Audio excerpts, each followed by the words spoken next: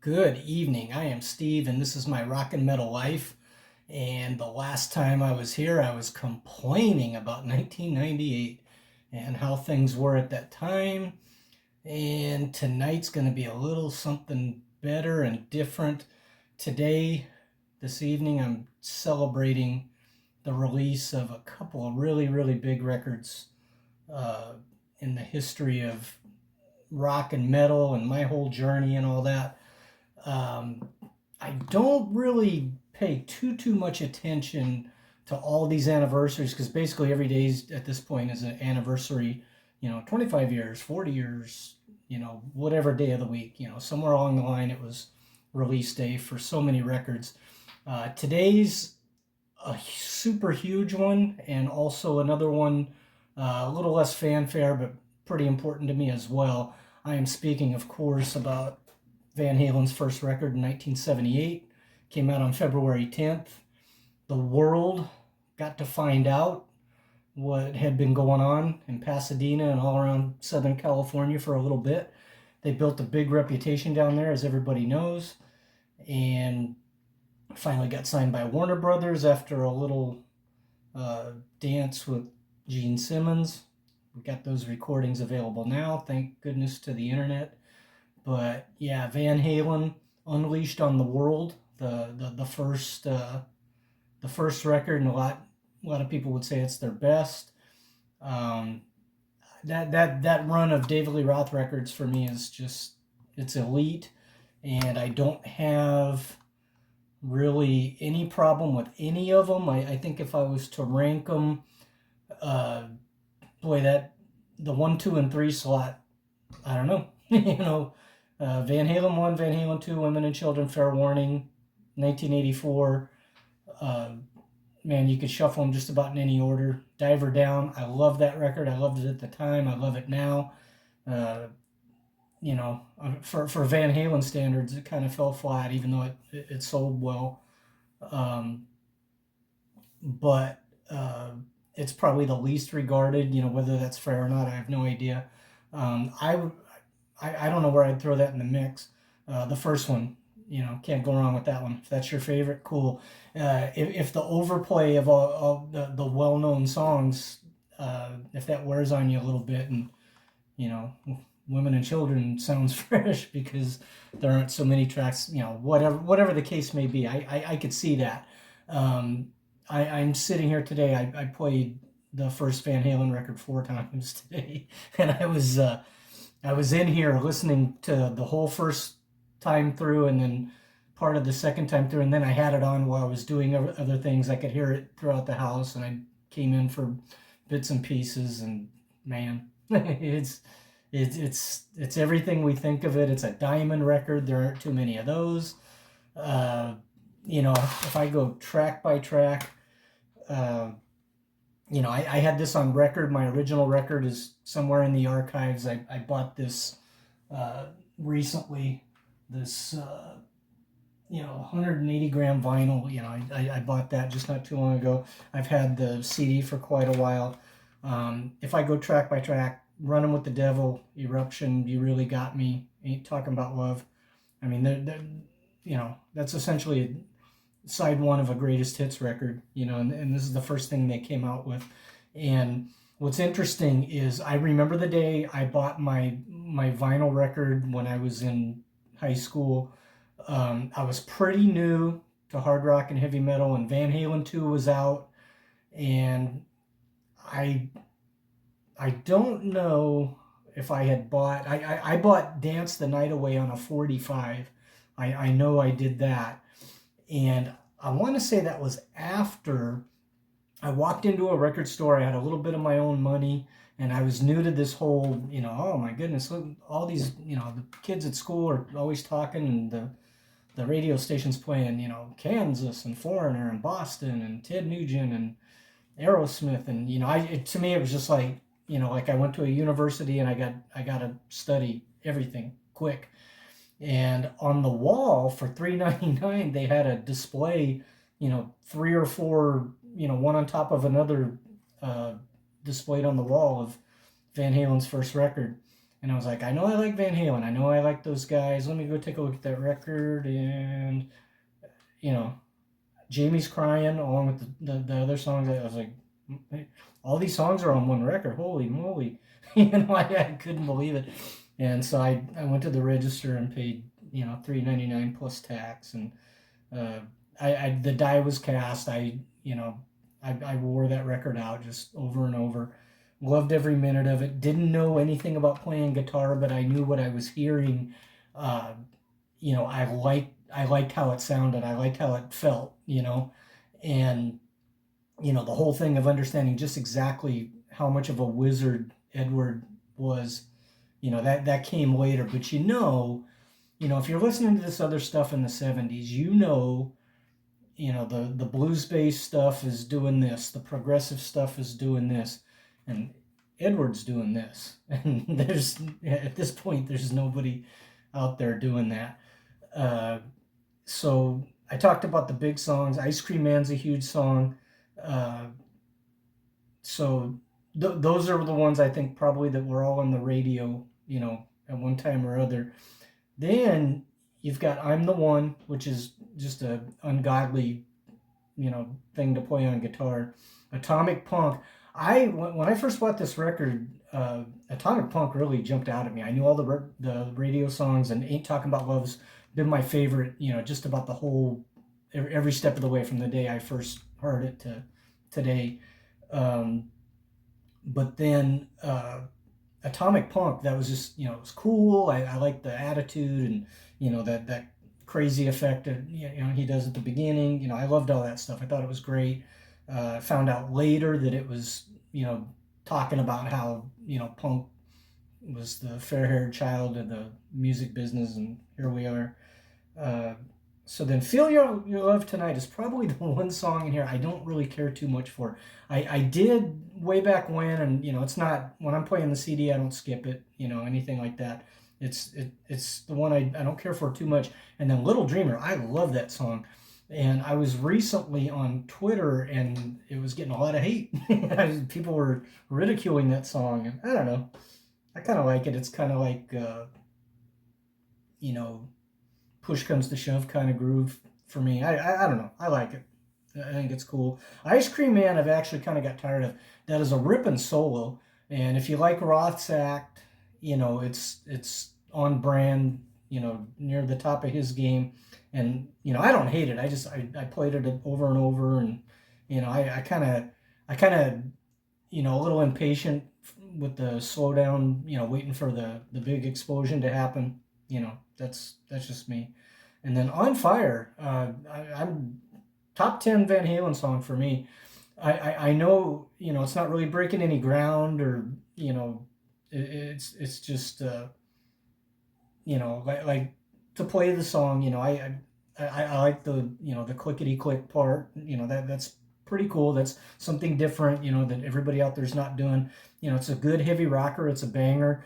And it was the first song I ever saw played live by anybody in my life, because when I went on the Fair Warning tour in '81, I saw them play, and they opened with that.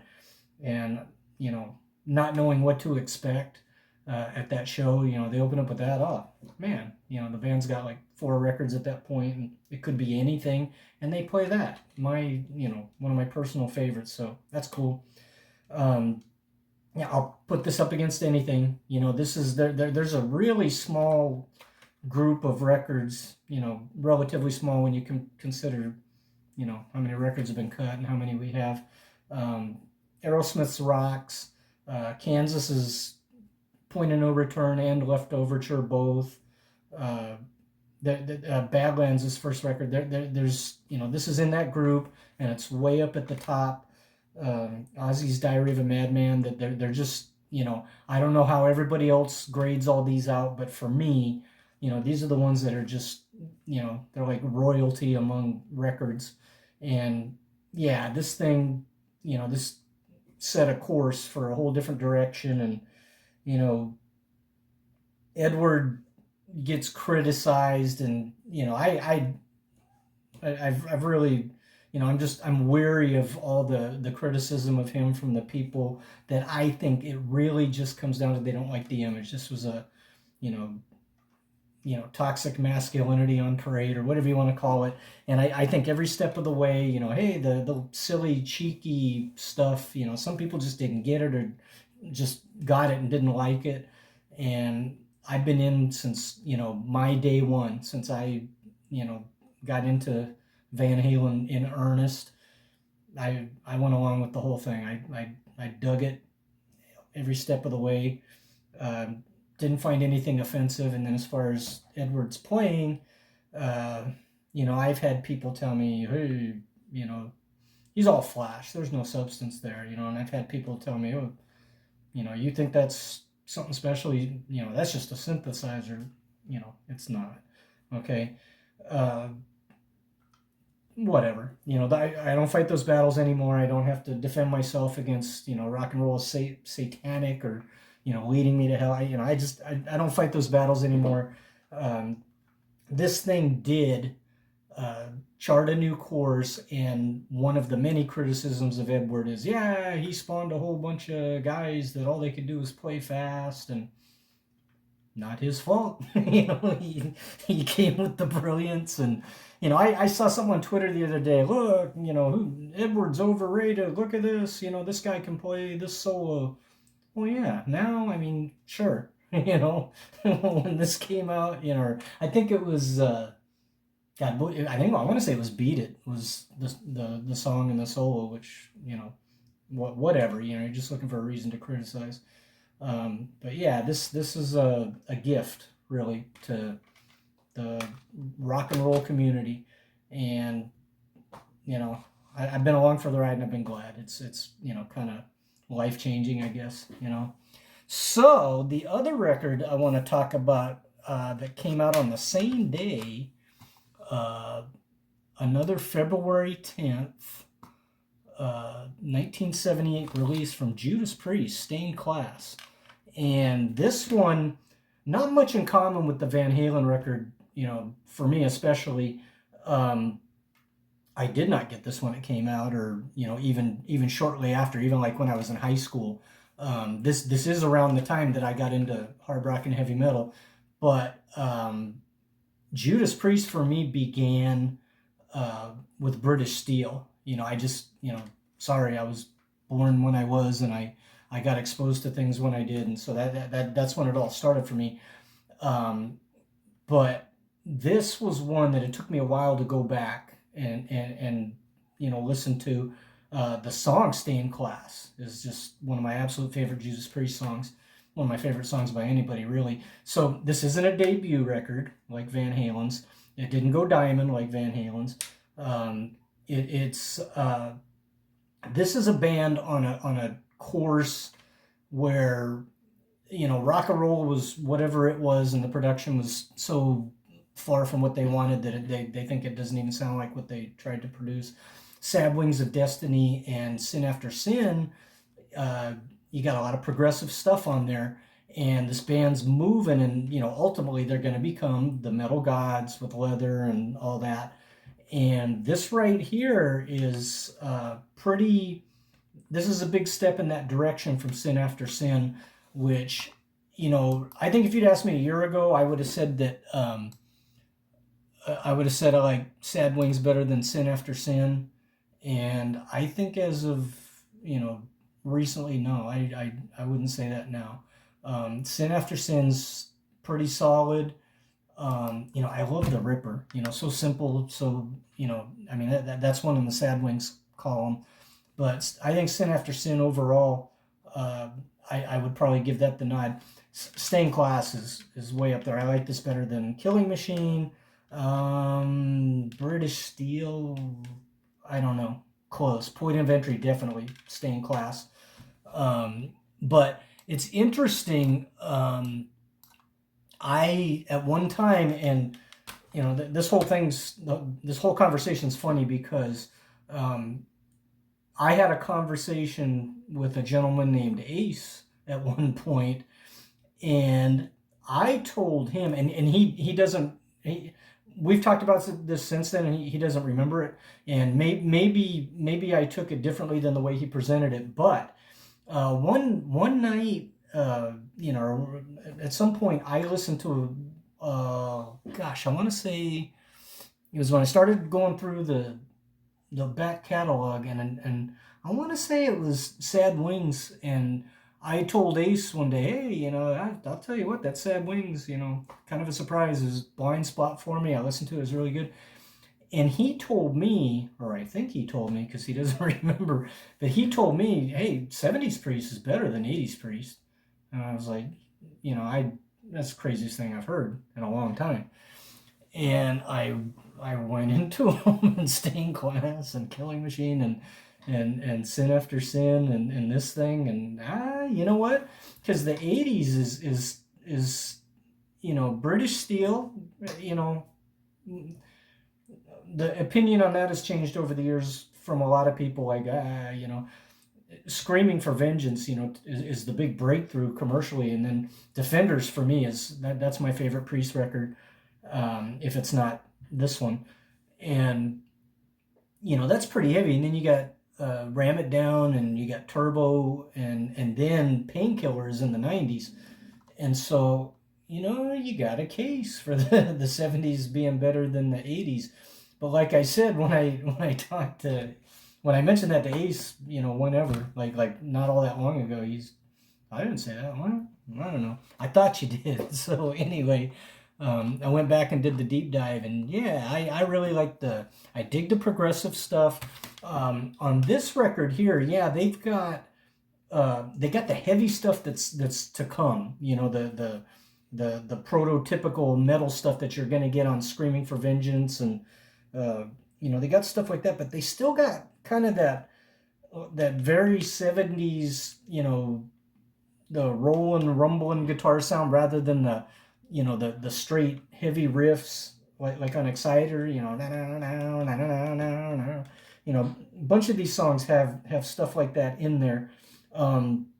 Invader was a song that I absolutely couldn't stand for a long time, and I listened to it now and I really like it, and it's probably because it's that old sound. But I'll tell you something that people don't, I never hear anybody really point this out, but Halford's lyrics, man, are pretty really involved, and some of these songs, you bring up the lyrics, and it looks like it looks like you're reading a book, long sentences, lots of words, everything cleverly tied together and rhyming and stuff like that. And this, I pulled up something tonight because there was a spot I couldn't tell what he was saying, and I ended up looking at a few songs, and it's that's what it looks like. There's a bunch of, and here they're dealing with they're dealing with some stuff about where we're destroying the earth and we shouldn't be, and war, that's not what we should be doing, beyond the realms of death. Pretty sad, stuff like that. But good record, good, great record, I would say. In my top 3 or 4 of all of Priest's records. And what did we do on February 10th of 1978 to deserve both of these? That's pretty good haul right there. And obviously in my day, in the 80s, 90s, I think records were always released on a Tuesday. I can't remember what day it was, but it was, you would go into like the warehouse or something like that, and they had a big board up there that would say upcoming releases, and they'd always be spaced out a week apart. On Tuesday, November 4th, you're gonna get Guns N' Roses and blah blah blah blah blah blah, Lionel Richie, whoever else. And so yeah, a couple of them fell on the same day, so it's not like it's crazy. How did this happen? But that this is I could argue back and forth both sides, whether the 70s were better, the 80s, and well, you had some garbage at the end of the 80s, and yeah, you had some garbage in the 70s, and I don't know. This is a pivotal landmark date with these records coming out. Priest is heading off in the direction that's ultimately going to be uh, what they're known for, and Van Halen, Van Halen says, "You're welcome, guitar players. Here, I have this for you. Have you ever considered this? And I understand. Jimi Hendrix was an innovator, and he came along at a time where nobody was doing what he was doing. Nothing bad to say about him. Jimmy Page, gives me the Led Zeppelin catalog. I live every day happy that I have that. David Gilmour, on and on. There's so many good guitar players out there. Joe Perry, but Van Halen hits just right for me. I enjoyed. I live in California. These are California guys, freewheeling, fun and hard hitting, on and on. And I think of all the things Ed, he gets credit for a lot of things. He gets slammed for a lot of things. One thing he doesn't get much credit for, I don't think, for as a composer. The composer that he was and what he came up with. None of these songs sound alike. He's got all kinds of stuff going on. This one sounds like this. This one he's doing that. He shows you something else over here. And he's got Van Halen too, in his pocket at the same time, and stuff on women and children and beyond. So yeah, I this thing, you can't really overstate what a big record this is. I kind of shy away from important records, and but this was a seismic shift, and it's I've worn this thing for the, what is it, 45 years now. It's just been a rattling around my brain, the front of my brain, not the back, and glad to have it. So happy anniversary.